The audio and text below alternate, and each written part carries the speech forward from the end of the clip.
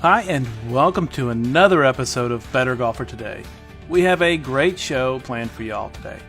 As always, I try and provide the best insights into the world of golf, whether it is tips, instructions, equipment, or anything else golf related. This week's main topic is going to be on how to pick the best driver for you. As always, I'll be sharing what I'm working on, and this week's tip of the week is going to be on driver length. So let's get started. Okay, so the main topic. We are going to be talking about getting the best driver for you. Now, this year, we are writing blog posts to go along with the podcast we put out each week. So if you are at a computer and want to see some pictures and whatnot, follow along there. So let's start off with going over the most important variables to watch for when doing a driver fitting.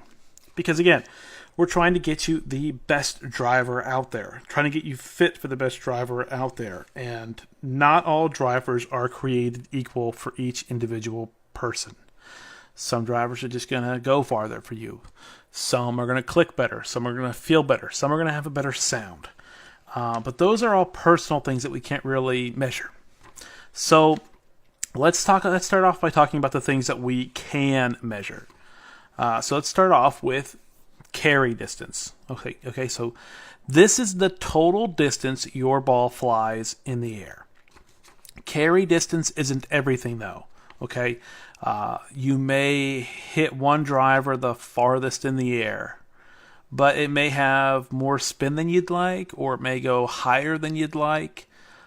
So you need to be able to realize and match up kind of that okay, I'm getting 8 more yards of carry, but I'm not getting any roll. My home golf course is firm and it's windy. And I just don't like seeing the golf ball go that high. So those are some questions you need to ask yourself when taking your carry distance number into consideration. Next up is spin rate.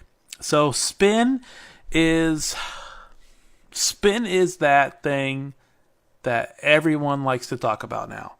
And spin rate is how much backspin the ball has as it's flying through the air.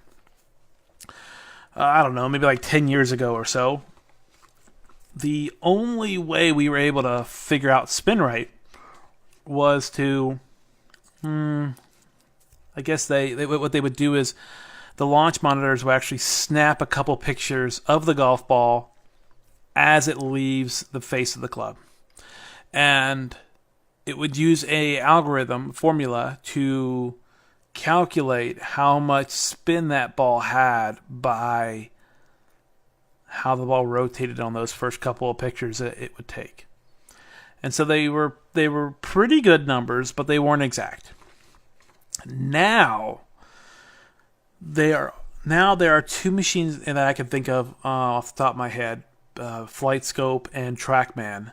And they use a radar system, and that radar system will actually track the ball as long as it can.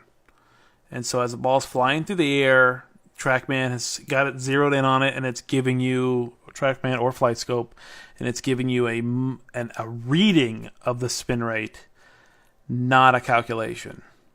So the new machines are a lot better, and so they're giving a more accurate number. But yeah, so spin rate is how much backspin the ball has. Too much backspin, the golf ball will kind of look like it's climbing steps, or it's ballooning in the air, and it's not piercing through the air like you want.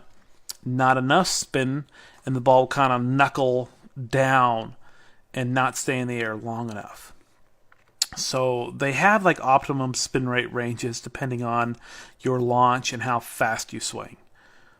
So the ideal thing is to get the spin rate that kind of matches up, number one, with how you want the ball to fly, and number two, your golf course, and number three, one that gives you a good amount of carry. Because you don't want to necessarily be hey, my golf course is firm, I can get tee shots that roll out 100 yards. And so you can be well, I can carry it 240 and have it roll out 60, 70 yards. And then when you go to a golf course that's wet, you'll hit it 240. But you may be able to pick up 20 more yards of carry and maybe only hit it 15 yards short of the one that carries like 240, but on the wet golf course, you're picking up a lot more yardage. So those are some things you need to take into consideration as well. So, do you play a firm golf course? Do you play a wet golf course? And again, carry it, distance, and spin rate are going to kind of reflect how you like the golf ball to fly and the kind of golf course you play more often. Next up, launch angle. So this is the angle at which your ball launches off the club face at impact, okay? So as you hit the ball is going to come off at a certain angle. That angle is your launch angle, okay? And there's an optimal launch angle for every swing speed, spin rate, sort of thing. So you want to kind of, with the new machines like the Flight Scope and TrackMan, they do a really, really good job of trying to optimize you into the certain numbers that work best for you. Okay? Next up, let's talk about descent angle. Now, this is not a term that very many people talk about. I don't know why. Personally, I think it's a big deal. And that's something that I really, really focused in on, especially when I was getting fit for my irons. But it's also really important for driver fittings. Descent angle is the angle at which the ball descends after it reaches its max height. Okay, so a steeper descent angle means the ball is coming down straight down. A flatter descent angle means the ball is coming down much flatter, and so it has it's going to be more likely to hit the ground and run. So you want a nice high steep angle on approach shots, typically, and you want a flatter ball flight, a flatter descent angle on your tee shots. Does that make sense? I think it makes sense. It makes sense to me. Next factor, next term to look at, club head speed. This is how fast you swing a golf club. Everyone's a little bit different, and you kind of have a range at which you swing the golf club. And so that swing speed is going to determine shaft flex, going to determine carry distance and spin rate. It's going to determine like ideal spin rates, ideal launch angles, things like that. That's kind of based off your club head speed. Smash factor. This is how well you hit the ball, how solid you hit it. The higher, the better. Right now, I think 1.52 is the max for a smash factor. I don't know. I can't remember what Justin Thomas gets, but apparently his is the best. I don't know if it's 1.52 or if it's like 1.53 or 1.54, but yeah, he does the best, it seems. He really, really cranks it. So, again, like 1.52 is like the max. Essentially anything like over like 1.45 is like awesome. And if you can get close to 1.5, you are really, really doing a good job. But yeah, that's smash factor. And the last term we're going to cover is attack angle. And I am really big on attack angle. So attack angle and descent angle are two terms that I'm really, really big on. Attack angle is the angle at which you attack the ball with your club head. This is the downward angle of your club head coming towards the ball, hitting the ball, and going down to the ground. That's your attack angle. With a driver, you want your attack angle to be positive, meaning you're hitting up on the ball. With your rest of the clubs in your bag, you tend to want to have a more descending attack angle, meaning you're hitting down on the ball. So if you think of it like this, with the driver, you're hitting up. And then as you work your way through the set of clubs, you are getting progressively steeper with your attack angle. Does that make sense? Okay, good. And so, yeah, those are the main terms you should be focusing on with your fitting. A lot of times, fitters will try and sneak in total distance instead of carry distance to make it look like you're hitting the ball farther than you really are. Also, if you're doing this inside in a simulator, they may make the ground firm, and they may also make the hole play quote unquote downwind. And so what this does is it'll make the ball fly farther. It'll take some spin off, and the ball will be more apt to hit the ground and start running. And so again, if they're only displaying total distance and you're downwind, you're going to hit the ball like 10, 12 yards farther in that simulator in the air versus normal conditions. So that's something to keep an eye on too. I don't know why. I mean, I know why they do it. They're trying to make you happy about wanting to buy a new golf club. That's why they do it. It's not necessarily a very honorable thing to do, but a lot of times the people working at the shop don't have any say in the matter. Like, it's a corporate decision or it's a manager decision, and so they have to set up the simulator that way. And if you ask them to change it, they'll change it. They won't be like, oh no, like I can't mess with it. I'm not allowed to. Blah, blah. No, it's like 5 clicks with a mouse. Okay, they'll change it. They'll give you a carry number and they'll make sure that there's no wind, and then you can change it to softer ground conditions, and so that'll give you a more accurate reading. But yeah, so you can change it. You just want to make sure that you're paying attention to that as you go through your fitting. But the best place to go through fitting is obviously outside on a flat driving range, because that's going to give you the most accurate numbers possible. And if you can do it on a non-windy day, because wind drives the machines crazy, meaning like the flight scopes and the TrackMan. Wind drives them nuts. If there's some wind and the machine can't pick it up, but it's messing with your ball, it can throw a whole bunch of wild numbers at you, because the machine can't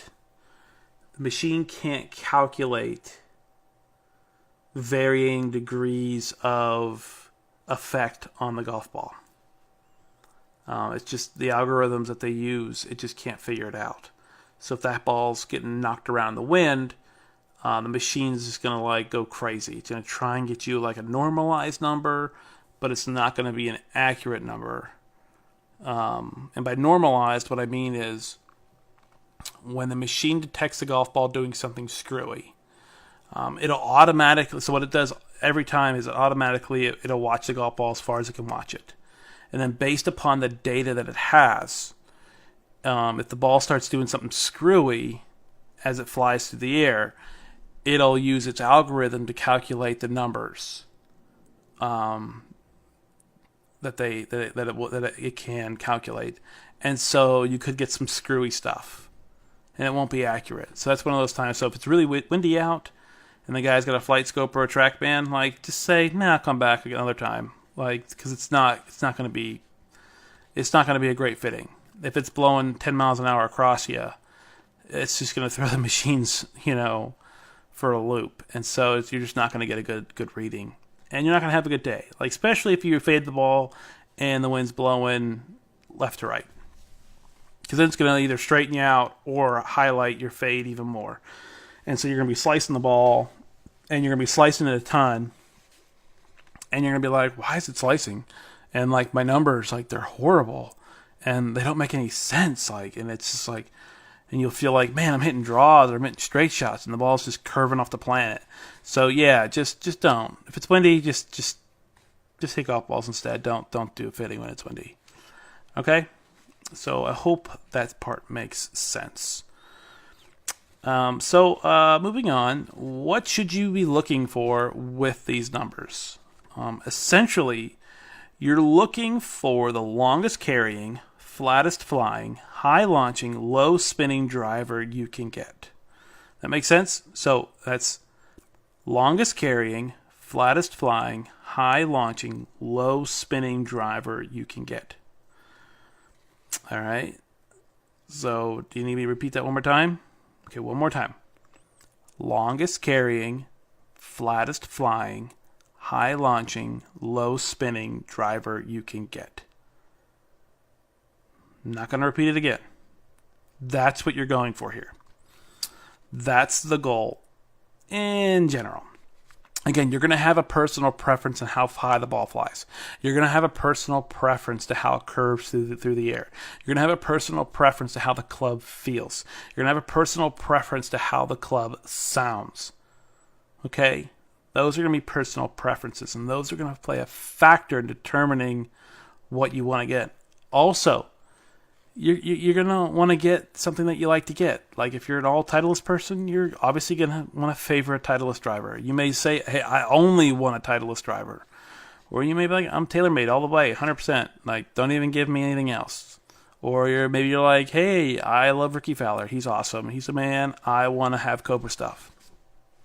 Hey, I get it. Like, fitters get it too. That's what you want. Sometimes it'll be fine. Sometimes you'll only give up a little bit. Sometimes you don't give up anything. Sometimes you give up a lot. I'm not going to say which club companies people gave up a lot with, but there was a few out there that I don't know why anybody played their stuff. So, yeah. So, yeah, that's the goal. Now, now everyone that goes into a fitting should have a specific goal in mind. Whether it is to hit the ball farther, get more roll, spin the ball less, eliminate one side of the hole, or to just be generally more efficient off the tee. And that goal should be clearly communicated to the fitter from the start. That way he or she knows exactly what their job is for that fitting, and they know exactly what they need to do to make you happy and satisfied with your fitting. Now, before you get started for your actual fitting, you need to get a baseline of your own driver.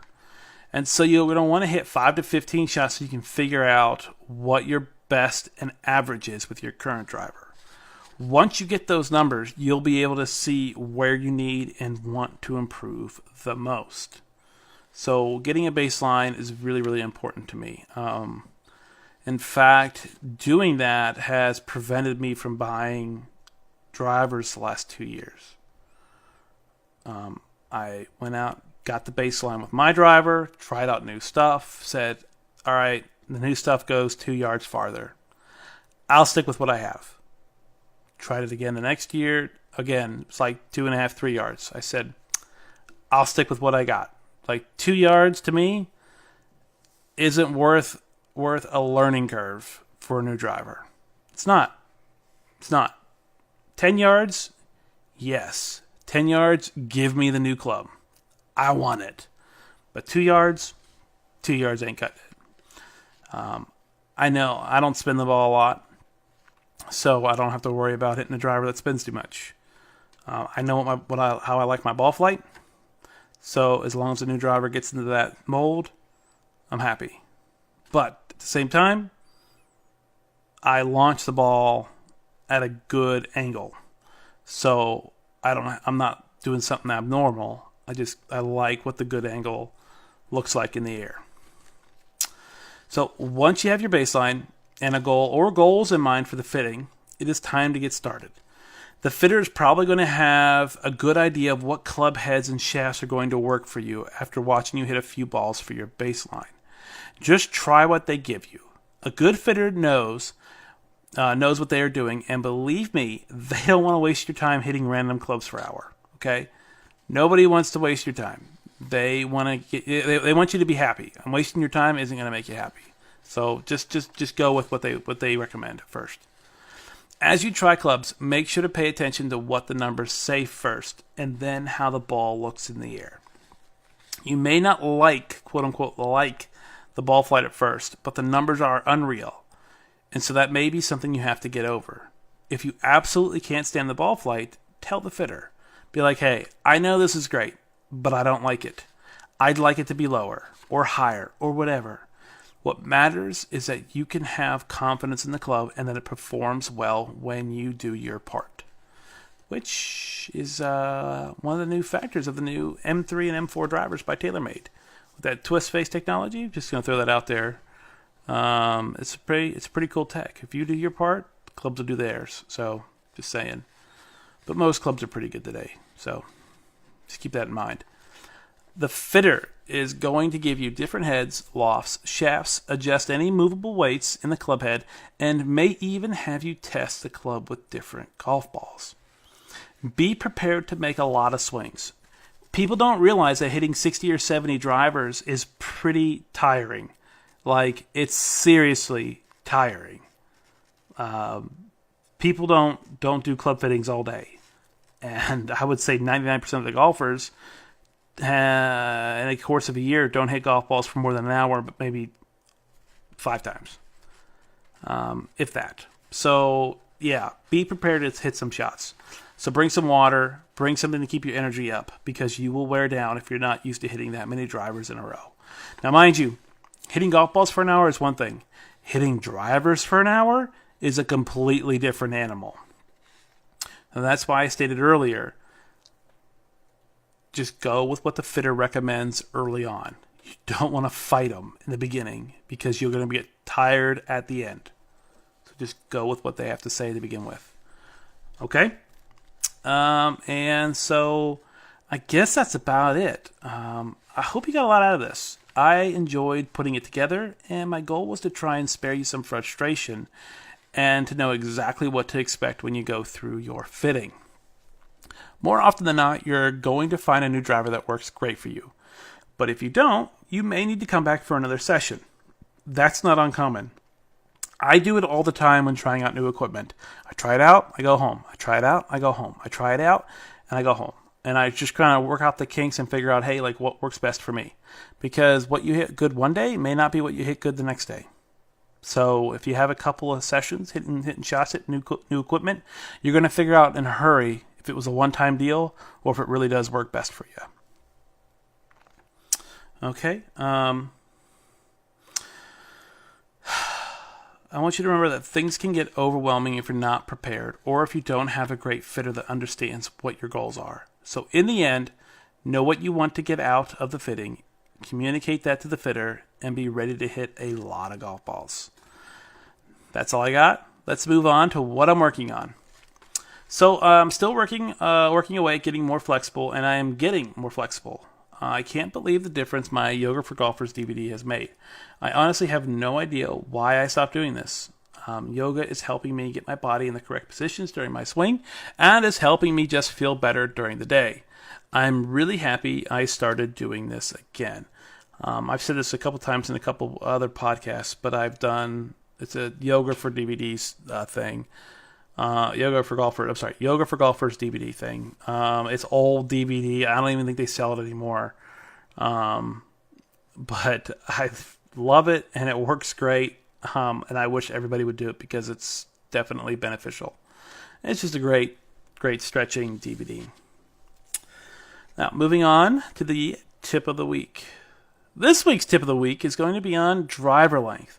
This is something that is overlooked by most players and golf professionals around the country. Drivers are getting longer and longer in length, and that is a good thing for club head speed. Not necessarily a good thing when it comes to hitting it as good as your other clubs. The added length can really mess with your timing. If you have a modern driver, have you ever noticed how one day you hit the driver good, but not your irons, and the other day you hit the irons good, but not the driver? That could be having a driver that is just too long. So, next time you go get fit, ask about driver length. Because drivers today are like almost 2 inches longer. Maybe not 2 inches, but like 1 3/4 inches longer than they were like 8 years ago. And they do that because, again, you get more club head speed with a longer club. And then once you hit the ball farther, so they make them longer. But it's not necessarily the best thing for you. A lot of times you can get just as fast at swing speed, hit the ball more solid, and be more consistent, and get better results with a shorter shaft. But instant gratification, longer shaft works out better. That's why they do it. So that's all I have for you this week. Again, thank you for tuning in and listening. I really appreciate you choosing to spend your time on here learning about golf. So stay tuned for more golfing goodness coming your way in the next couple of weeks. I have some really cool stuff going down the pike. I cannot wait to share it all with you. So just to bear with me for a few more weeks, and it will be really, really awesome when I can start releasing this stuff. Also, if you're not in my Facebook group, check out the Tyler Dice Golf Insider Circle. It's a little quiet right now, but again, I'm going to be posting a lot of cool stuff coming up.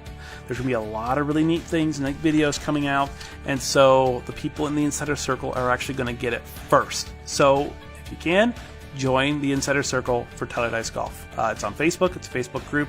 It's a really good idea. So there's going to be a lot of cool stuff getting posted in there. Coming, it's going to be coming down the pike. So it's going to be real soon. So hop on over there, join the group. Doesn't cost anything to join. You won't get spammed by anything. Literally, like, you join the group, and if I don't post anything, you don't get anything. If I start posting stuff, you'll see it in your newsfeed. You won't get bugged or anything. And again, you don't have to look at it if you don't want to, but check out the group if you can. So that's all I got for you. Thanks for being here. We'll see you next time.